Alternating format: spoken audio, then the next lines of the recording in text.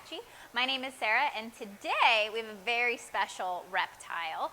This is the long-awaited apex predator of the swamp, the American alligator. And this is our little guy. Many of you guys were familiar with the River Center's first alligator, Alice. She came to live with us from Bush Wildlife Sanctuary back in 2018. And she was an ambassador for her species and also an educational tool. And it was really awesome to help explain to students how alligators are eco-enrichers in our freshwater habitats. So our old alligator, Alice, she actually outgrew the aquarium we had her in, so we had to find her a new place to live. And since she was taken out of the wild from essentially an egg, by law we cannot return any sort of captive animal back to the wild. So we had to find her a new place.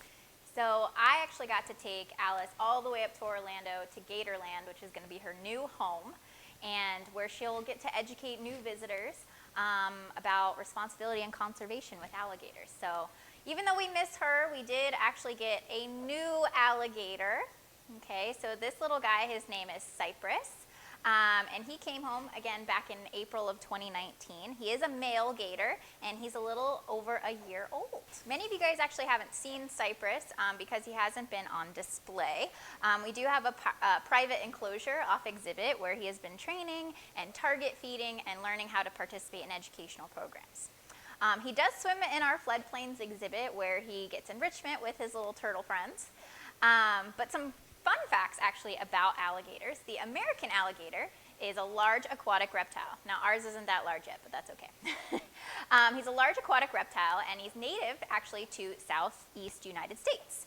Alligators have a broad, rounded snout like our friend Cypress here, and they have no lower teeth visible when they close their jaws. Now adult alligators are primarily dark gray in color, and they have a lighter color underneath on their bellies. And although juvenile alligators will have light colored stripes on their sides for camouflage, like this guy, it really helps them hide in those really kind of tall grasses. It's really good for camouflaging.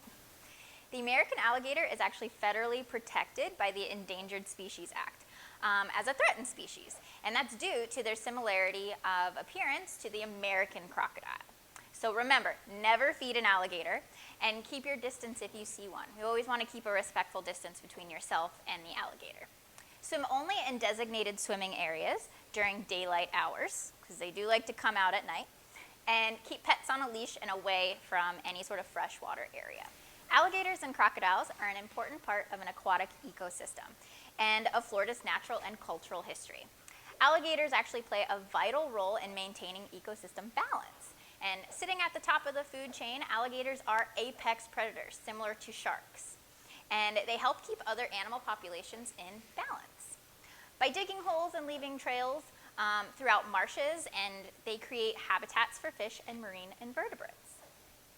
The more we understand the importance of alligators and how to live alongside these animals, the more we can appreciate and learn from them, dispel fears, and be proud of Florida State Reptile. So thank you guys for coming today, and we'll see you in our next video. Bye!